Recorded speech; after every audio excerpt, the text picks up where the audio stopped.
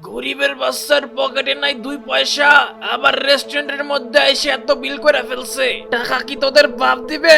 আমারে গরিব বলতেছো? আমারে? আমার নাম প্রিমিস চৌধুরী। তোমার এই রেস্টুরেন্টের খাবারের সাথে সাথে তোমার এই রেস্টুরেন্টই আমি কিনা ফেলবো। ঢাকা শহরের এক গরিব ছেলে প্রিমিস।